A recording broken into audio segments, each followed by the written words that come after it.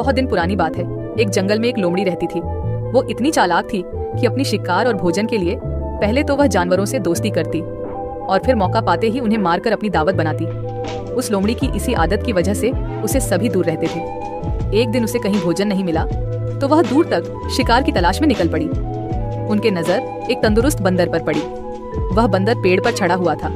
वह लोमड़ी बंदर को देखकर सोचने लगी, इतना अच्छा और तंदुरुस्त बंदर है, अगर ये मेरे हाथ लग जाए तो कितना स्वादिष्ट भोजन मिल जाएगा मुझे। अब लोमड़ी का लालच बढ़ चुका था।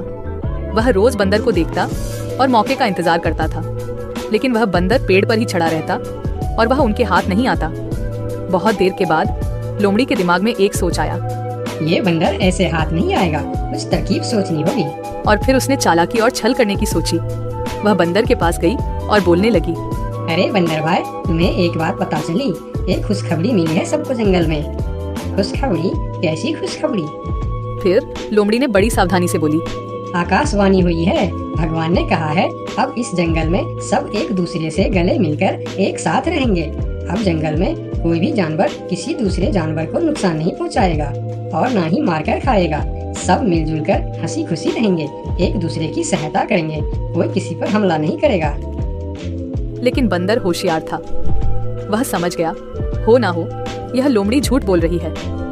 फिर बंदर ने लोमड़ी की बातों पर ज्यादा ध्यान नहीं दिया और कहा, ये तो बड़ी अच्छी बात है, पर मैं इसमें क्या कर सकता हूँ? बंदर की ऐसी ठंडी प्रतिक्रिया देख लोमड़ी फिर बोली, अरे भाई, इसी बात पर नीचे तो आओ। आओ न नीचे, हम गले मिलकर एक दूसरे को बधाई देंगे, खुशियाँ मनाएंगे। बंदर अब लोमड़ी की चालाकी समझ चुका था, इसीलिए वह मुस्कुराते हुए बोला, ठीक है लोमड़ी बहन, लेकिन तुम पहले अपने उस दोस्त से तो गले मिलो जो तुमसे गले मिलने के लिए खुशी खुशी इसी तरफ दौड़े आ रहे हैं। मुझे वह पेड़ से दिख रहा है। लोमड़ी हैरान होकर पूछा, मेरे दोस्त? कौन सी दोस्त? अरे लोमड़ी बहन, शिकारी कुत्ते, वह भी तो हमारे दोस्त ही है ना। वह भी शायद तुम्हें बधाई देने आ रहे हैं। शिकारी कुत्ते का नाम सुनते ही लोमड़ी थर-थर कांपने लगी। वह बहुत डर गई, क्योंकि उसे लगा अगर हम यहाँ थोड़ी देर और रुकेंगे तो यह बंदर भले ही हमारे शिकार बने न बने, लेकिन मैं उस शिकारी कुत्ते का शिकार जरूर बन जाऊंगी। इसलिए उसने अपना जान बचाना ही भला समझा और वहाँ से भागने लगी। और फिर बंदर ने लोमड़ी को हंसते हुए कहा, अरे बहन, कहाँ भाग रही हो? अभी तो हम सब दोस्त है ना, तो डर किस बात का? थोड़ी देर रुको। अरे रुको तो सही। फिर लोमड़ी थोड़ी रुकी और बोली, अरे भाई, दोस्त तो है, लेकिन शायद शिकारी कुत्ते को ये खबर नहीं मिली होगी।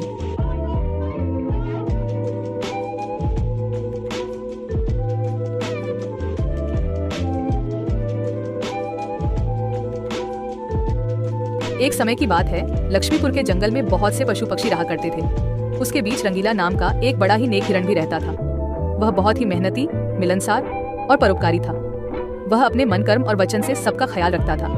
किसी का स्वास्थ्य खराब होने पर वह हालचाल लेने के साथ साथ उसके उपचार की भी व्यवस्था करता था। वह जहाँ रहता था वहाँ अपने मेहनत से चारों तरफ हरियाली रहता था।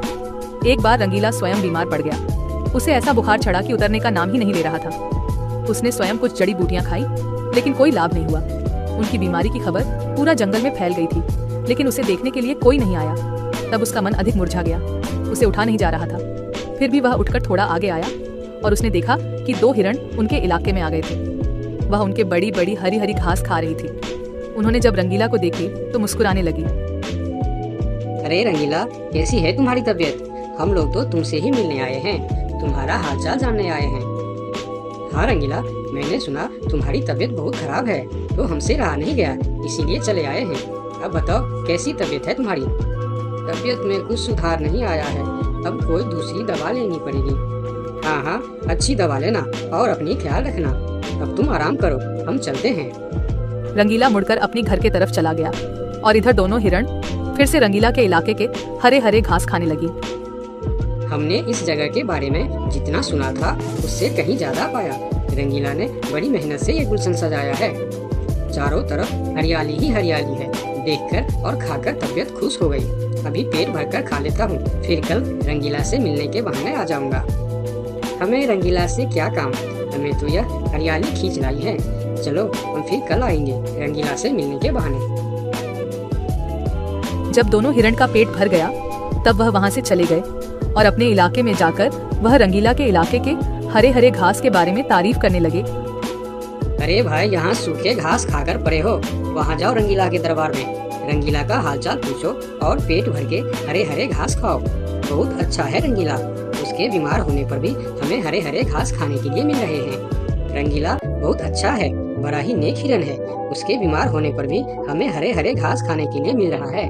इससे अच्छी बात और क्या हो सकती है। वहाँ बहुत सारे हिरण की टोली बन गई। वह सब रंगीला के पास पहुँच गए और रंगीला का हालचाल पूछने लगे। पहले तो रंगीला को इस बात की बहुत खुशी हुई कि कितने सारे लोग इनके हालचाल पूछने आ गए, लेकिन उसके बाद का नज़ारा देखकर रंगीला का सर चकरा गया। सारे हिरण उनके इलाके के घास खाने में जुट गए थे। कुछ हिरण तो फल भी खा रहे थे। उनके पास सर उठाकर इधर उधर देखने की भी फुर्सत नहीं थी। रंगीला बेचारा मन ही मन सोचने लगा कि यह लोग मेरे पास 2 घड़ी भी नहीं रुके और घास खाने में जुट गए। अगर यही हाल रहा तो मेरे इलाके के सभी घास खत्म हो जाएंगे, मेरे खाने के लिए भी कुछ नहीं बचेगा। लेकिन उसके थोड़ा देर बाद ही उनका मित्र भालू वहां आ गया। उसके आने में देर हो गया था। माफ करना दोस्त, मुझे आने में देर हो गई है। तुम्हारे लिए औषधि लाने बहुत दूर चला गया था। औषधि तो मिल गई, लेकिन आने में थोड़ी देर हो गई। ये जड़ी बूटी तुम जल्दी खा लो और जल्दी से ठीक हो जाओ मेरे दोस्त। रंगीला ने वह औषधि खाई और कुछ देर बाद ही उसे आराम मिलने लगा। उसका दोस्त भालू उनके साथ ही रुका रहा और 2 दिन के बाद रंगीला का तबीयत ठीक हो गई। लेकिन उनके खाने के लिए न कोई घास बचा था, न कोई फल बची थी। उनकी सारी मेहनत पर पानी फिर गया था। वह बहुत उदास हो गया। दोस्त रंगीला, मैं जानता हूँ ये मतलब का संसार है। ज्यादातर यहाँ सब दोस्ती दिखावा का ही करते हैं। सब अपने फायदे की सोचता है। तुम चिंता मत करो, हम दोनों मिलकर यहाँ फिर से अपना गुलशन सजाएंगे, एक नई दुनिया बनाएंगे। इस कहानी से हमें यह सीख मिलती है कि मन में कपट रखने वाला मित्र शत्रु से भी ज्यादा खतरनाक होता है।